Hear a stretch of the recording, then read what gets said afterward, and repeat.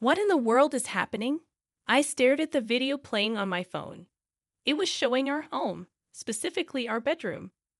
I have an app on my phone that streams footage from our security cameras. In the footage, I saw my husband with another woman. Were they hugging? They looked too close to just be friends. Then I heard voices. You sure she has no idea? Yeah, I've been following your plan perfectly. She's clueless, believes everything. I can imagine it. They laughed and playfully fell onto the bed. I was shocked because that woman was my own sister. I'm Nancy Hadley, 50 years old.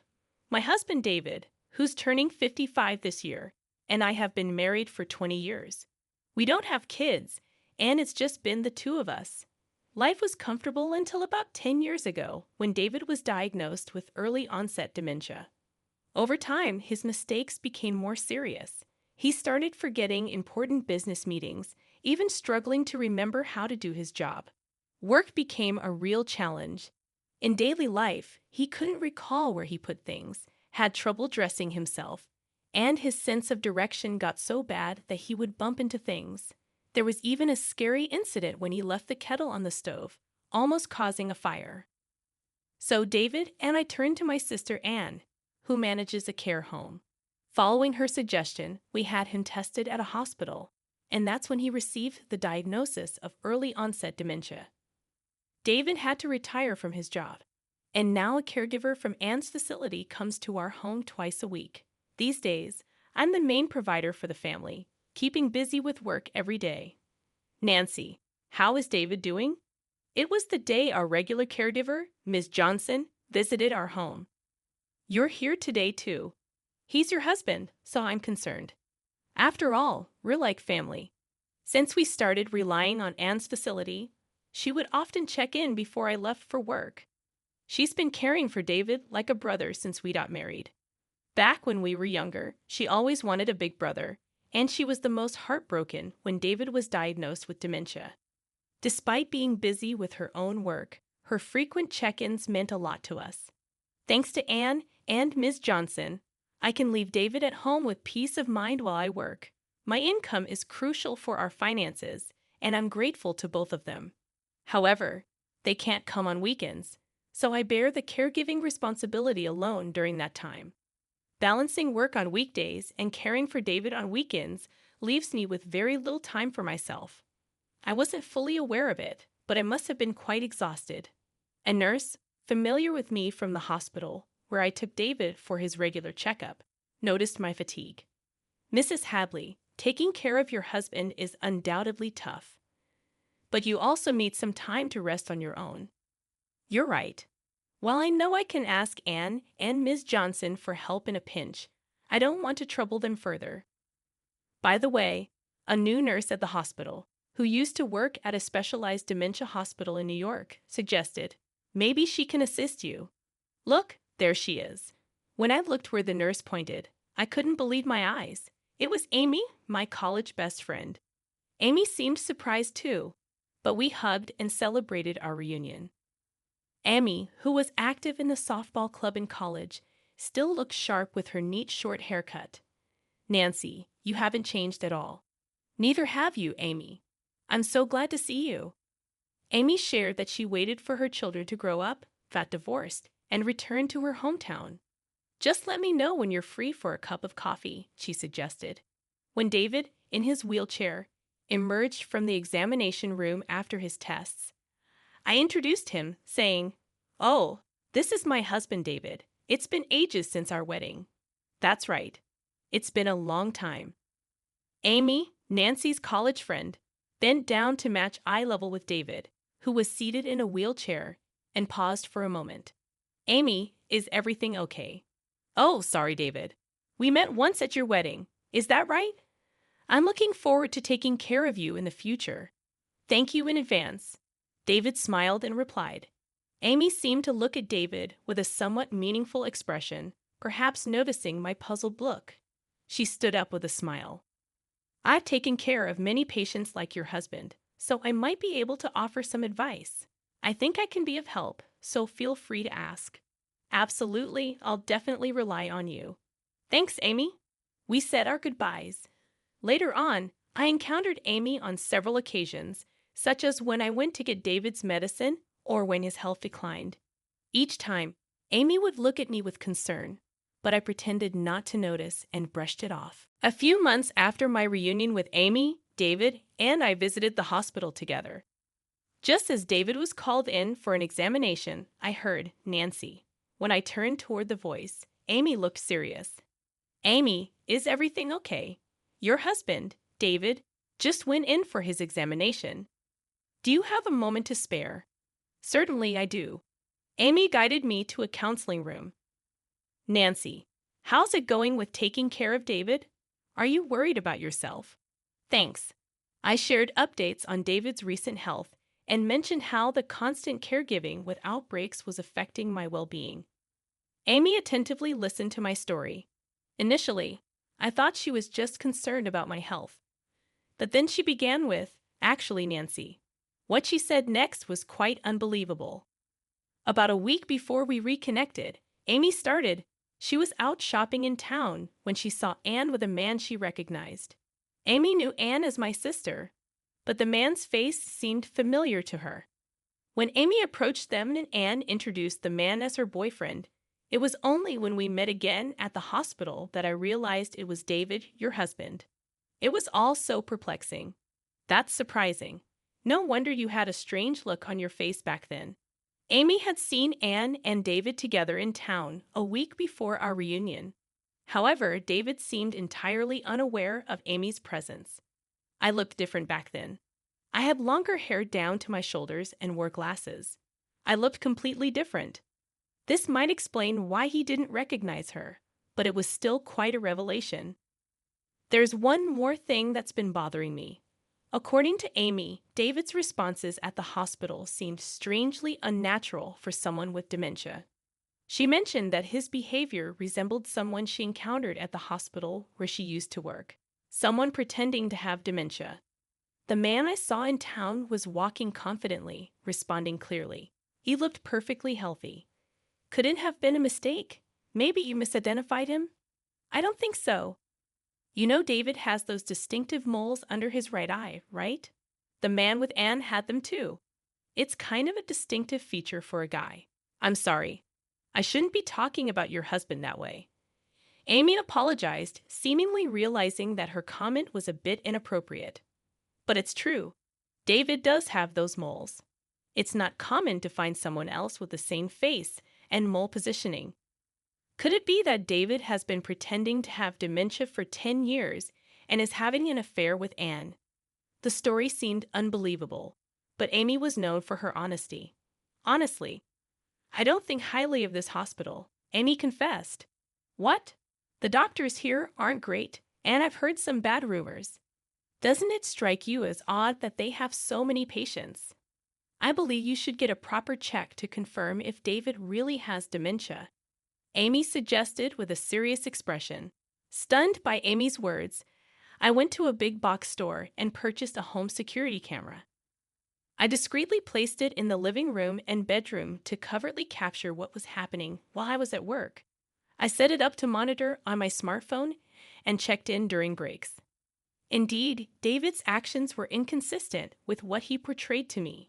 He wasn't disoriented or confused about the placement of things.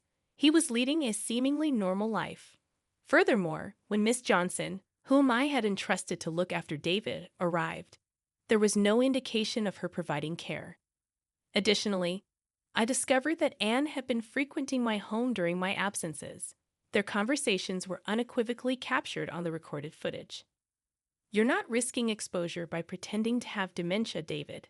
No, not at all. I'm following Anne's suggestions perfectly. Pretending to be unaware of the date or the locations of things is working like a charm. Acting like I don't write or go outside. Confusing day with night. It's all part of the plan. Nancy is trusting, so I doubt she'll suspect anything. What about Miss Johnson? Is she reliable, or will she spill the secret? Oh, she's reliable. Being a single mom, she needs the money. I've increased her salary a bit, and she's been keeping things hush-hush. After sharing a laugh, they would flirt and head to the bedroom. The footage left me utterly speechless. It was hard to fathom that my own sister and husband were colluding behind my back, yet the undeniable truth was right there on the recording. Faced with this shocking revelation, I felt lost. A few days later, I found the courage to confront Miss Johnson, who had been caring for David. When I reached out to her, she agreed to meet the following Saturday. I visited her apartment and presented the footage. She appeared resigned, tears filling her eyes as she apologized. "This is the truth. I've been deceiving you all this time, and I'm truly sorry. I don't have a license, and finding another job was a struggle. I had no choice but to go along with what Anne said because she offered me such attractive terms." As seen in the footage, Anne, a single mother supporting her child alone, needed the money. However, she grappled with guilt as she realized she was aiding in deception. Her guilt led her to share her testimony with me and provide copies of receipts, daily reports, and her diary from that period. Regardless of my financial struggles, what I did was unacceptable as a human being. I am truly, deeply sorry. She continued to express remorse repeatedly. In addition to the evidence and testimony from Miss Johnson, I decided to gather more proof. After meeting with various involved parties and learning their perspectives, I consulted with my lawyer and opted to confront David and Anne at the site of their affair. On a typical weekday, feigning my usual work routine, I lingered near my house. When Anne arrived and it appeared to be the opportune moment for the two of them, I returned home, capturing the scene. Caught off guard and unable to escape, they panicked. With a cold tone, I said, "I know everything now, David. I heard you messed up your cherished job, got sidelined, and grew to dislike your work." These were details his co-worker had shared about David's conversations with colleagues. "There's nothing left for me here. Nancy is earning well. I want to quit and live a relaxed life." Observing my composed demeanor, David hastily began to confess. "It wasn't my idea. Anne seduced me. She suggested we pretend to have dementia, be supported by you while you're at work, and meet as much as we want." Even Miss Johnson had been recruited by Anne to serve as an alibi. David's words seemed to place the blame on Anne rather than me. Upon hearing David's accusations, Anne became hysterical and erupted in anger. What the heck? David was fully on board with the plan, and now he's trying to evade responsibility. "That's cowardly. Shut up. You're the one who kept pushing me into this. I just went along with what you said." As they bickered stark naked, my heart grew colder. I couldn't tolerate the situation any longer. "That's enough, both of you. Get out." I threw their clothes, along with Anne's purse scattered on the floor, out of the living room window and then closed it. Despite their persistent banging on the window and pleas for an explanation, I ignored them, closing the curtains. When their attempts to communicate persisted, I sent a message on WhatsApp stating, "Be quiet. If you don't want the cops called, leave now." Suddenly, they fell silent. For the next few days, they continued to visit the house and send messages on WhatsApp, which became increasingly irritating. So, I sold the house and relocated to a weekly rental apartment. When David was diagnosed with dementia, I proactively changed the title of our jointly owned house to my name. Considering David's retirement and diminished ability to handle financial matters, I thought it prudent to avoid potential complications if a dementia patient had decision-making authority during an emergency. Unexpectedly, I was able to sell the house for more than anticipated and use the proceeds to quietly purchase an apartment. While I hadn't anticipated this specific situation, I must commend past Nancy for her foresight. Subsequently, I initiated a divorce from David and asserted a claim for the division of assets. Whether or not David has the means to comply is inconsequential. It is a declaration that they inflicted this upon me. I will neither forgive nor forget. After the divorce, I heard through the grapevine that David remarried and now resides in Anne's house. However, it appears that their new life together is not thriving. While this is purely speculative, I believe David and Anne might have been swept up in the excitement of their affair. Marriage brings a different set of challenges, forcing them to confront each other's realities, acknowledge differences, and at times turn a blind eye.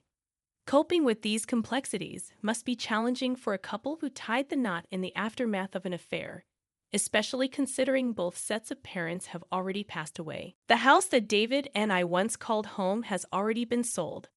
David is left without a place to return to, and with no other family to lean on. They must confront their challenges on their own. Frankly, I couldn't be less concerned. I would say they are facing the consequences they rightfully earned.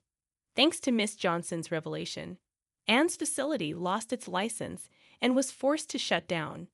It appears the facility wasn't generating enough profit to repay the bank loan taken when it opened, leaving Anne with a substantial amount of debt. It seems like an appropriate price for a sister who stole her sibling's husband. The dubious doctor who issued the fraudulent diagnosis also faced repercussions. Following the incident, his staff, including Amy, resigned one by one, rendering it impossible to sustain the business and resulting in the closure of his clinic. Evidently, he had been accepting requests from questionable sources, providing false medical reports as he did for David, and, in return, receiving patient referrals. This unveiled the truth behind why he had a considerable number of patients despite lacking the necessary skill and a reputable status. Discovering the truth was a shock, and I couldn't help but be appalled by the audacity of some doctors. However, I acknowledge my own responsibility in this matter. I was overly trusting, believing my sister's words and the dubious doctor's assertions without questioning them. According to Amy, I tend to be too kind and overly trusting. I've always been averse to doubting people, but lately, I've been reflecting on the need to scrutinize information more and think independently. On a brighter note, Amy seems to have secured a new position at a large general hospital in the neighboring town. Her work experience at a New York hospital garnered respect, and she has already earned the trust of her colleagues, enjoying her work. Following Amy's suggestion, Miss Johnson also found employment at the hospital cafeteria. Wow, adorable. Amy's eyes lit up at the sight of a puppy frolicking with a ball. This little guy is a male miniature dachshund I brought home about a month ago. He's become my cherished companion, offering solace to my heart and body after long days at work. Since the arrival of this pup, Amy has started visiting my apartment more frequently. He's just so cute. I can't resist coming to see him, she claims. However, in reality, her visits are driven by concern for me, though she won't admit it. While I've lost my husband, I now get to relish enjoyable moments with my best friend. I find myself thinking that a single life, enjoying the company of a female companion, doesn't sound too bad after all.